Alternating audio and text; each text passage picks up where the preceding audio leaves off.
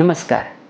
આગળના વિડીયોમાં આપણે જોયું કે જે લોકોને છાતીમાં બળતરા થતી હોય એટલે કે એસિડ રિફ્લક્સ હોય તો એ થવાનું કારણ શું હોય. આજે આપણે જોઈએ કે જે લોકોને છાતીમાં વારંવાર બળતરા થતી હોય એટલે કે એસિડ રિફ્લક્સ હોય તો એની સારવાર કઈ રીતે કરવામાં આવે છે. જનરલી દર્દીને અમે આવે એટલે હિસ્ટ્રી લઈએ, જરૂર પડે તો આપણે એન્ડોસ્કોપી કરતા હોઈએ. એકવાર આપણું નિદાન કન્ફર્મ થાય કે દર્દીને અન્નનળી અને જઠરની વચ્ચે જે વાલ્વ છે એ ઢીલો છે, આ અન્નનળી છે, આ જઠર છે, અહીંયા વાલ્વ ઢીલો છે એટલે સ્ટમકનો એસિડ બધો ઉપર આવે છે, એને લઈને તકલીફ થાય છે. તો એવા કેસની અંદર સૌથી પહેલું સ્ટેપ હોય છે દવા, જેને અમે પીપીઆઈ કહેતા હોઈએ, યાની કે પ્રોટોન પંપ ઇન્હિબિટર્સ દવા કહેતા હોઈએ, જે લોકો કોમનલી પેન્ટાપ્રોઝોલ, ઓમેપ્રાઝોલ, રાબીપ્રાઝોલ નામથી ઓળખતા હોય છે. આ દવા આપવાથી સ્ટમકની અંદર એસિડનું પ્રોડક્શન જે હોય છે એ ઓલમોસ્ટ 80-90% ઓછું થઈ જાય. સ્ટમકમાં એસિડ ઓછો બને એટલે ઉપર જે ફૂડ આવે એમાં એસિડ ન જાય એટલે દર્દીની છાતીમાં બળતરા થતી બંધ થઈ જાય છે. જે લોકોને આ દવા આપ્યા પછી સારું લાગે પરંતુ દવા બંધ કર્યા પછી આ પ્રોબ્લેમ વારંવાર ફરીવાર થતો હોય, તકલીફ વધારે હોય, રાત્રે સ્લીપ ડિસ્ટર્બ થઈ જતી હોય તો એવા કેસમાં છેલ્લે આપણે ઓપરેશનનો રસ્તો લેતા હોઈએ છીએ.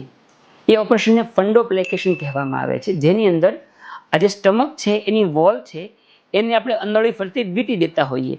આ કામ દૂરબીનથી થતું હોય છે, એમાં પેટને ખોલવું પડતું નથી. પેટની દિવાલ ઉપર 5 મિલીમીટરના 4 અને એક 10 મિલીમીટરનો હોલ પાડવામાં આવે, એમાંથી અંદર ઇન્સ્ટ્રુમેન્ટ નાખવામાં આવે અને પછી આ સર્જરી કરવામાં આવતી હોય છે. જે સ્ટમકની દિવાલ છે એને અલગ અલગ રીતે આપણે વીંટતા હોઈએ છીએ, એના અલગ અલગ નામ છે. જનરલી આપણે નિસસ ફંડોપ્લેકેશન કરતા હોઈએ છીએ. એ સિવાય એ કરતી વખતે આપણે આ જે દેખાય છે એ પેટ અને છાતી વચ્ચેનો પડદો છે.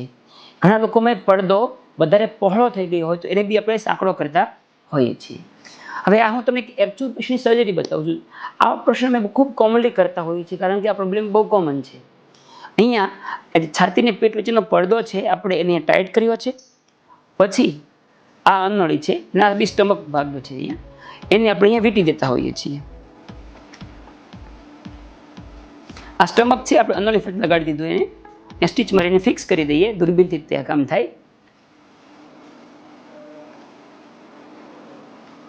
આવું કર્યા પછી કેવું થશે, જ્યારે સ્ટમકમાં ખોરાક આવશે ત્યારે પ્રેશર વધશે એટલે અહીંયા પણ દબાણ આવશે અને વાલ્વ વધારે ટાઈટ થશે એટલે દર્દીને એસિડ ઉપર આવશે નહીં. આ સર્જરી બહુ મોટું કામ નથી રહેતું. નોર્મલી આજે કરી તો કાલે એને રજા મળતી હોય છે, પરંતુ જનરલી અમે એવું જોયું છે એસિડ રિફ્લક્સના 100માંથી 90% દર્દીમાં ઓપરેશનની જરૂર પડતી નથી.